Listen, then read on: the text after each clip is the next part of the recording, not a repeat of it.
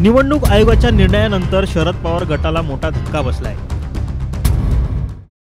पक्ष आणि चिन्ह अजित पवार गटाला देण्यात आलंय।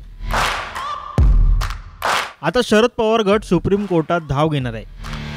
पण यावेळी शरद पवारांचं नेमकं काय आणि कुठे चुकलं यावर वकील सिद्धार्थ शिंदे यांनी महत्त्वाचं विधान केलंय। बघा, पवार साहेबांचं तसं बघितलं तर कमी पडलं असं नाही म्हणता येणार, पण इलेक्शन कमिशननी असं ठरवलं आहे की त्यांनी त्यांचे रिझन्स 141 पानामध्ये तसे मुद्द्याचे पानं 4 ते 5 पानच आहेत, दुसरं सगळे त्यांनी केस लॉ आणि हे सगळं दिलेलं आहे।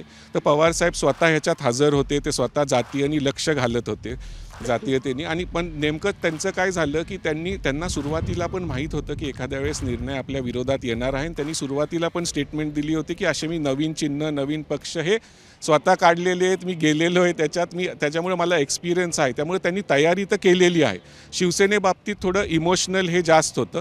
पवार साहेबांनी त्यांची रणनीती व्यवस्थितपणे आखलेली आहे, त्यावेळेस पण केली होती। आता सुप्रीम कोर्टात एखाद्या वेळेस ते स्थगिती पण मिळू शकले काही कारणास्तव, त्यांनी जर रिझन प्रॉपर दिलं, कारण ऑर्डरमध्ये कसं आहे 141 पानं म्हणजे ऑर्डर खूप मोठी होती, त्यामुळे सुप्रीम कोर्ट पण एकदम त्यावर स्थगिती देईल आणि जर स्थगिती मिळाली तर मग तर विषय सोपा झाला। पण स्थगिती मिळणं जर उद्धव ठाकरेंना नाही मिळाली आहे तर सुप्रीम कोर्टाकडून ह्यांना पण मिळणं अवघड आहे। आणि तसं इलेक्शन कमिशन हे दिल्लीत बेस्ड असल्यामुळे खरं तुम्हाला हायकोर्टात जावं लागतं, दिल्ली हायकोर्टात।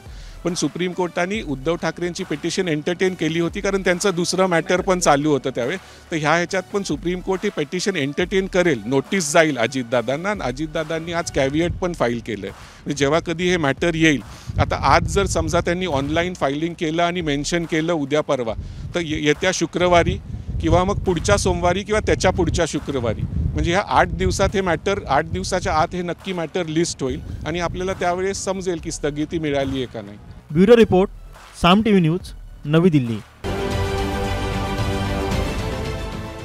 देश विदेशातील प्रत्येक घडामोडींचे लाईव्ह अपडेट मिळवण्यासाठी आता साम टीव्हीच्या सर्व सोशल मीडिया प्लॅटफॉर्मला लाईक, फॉलो आणि सबस्क्राईब करा।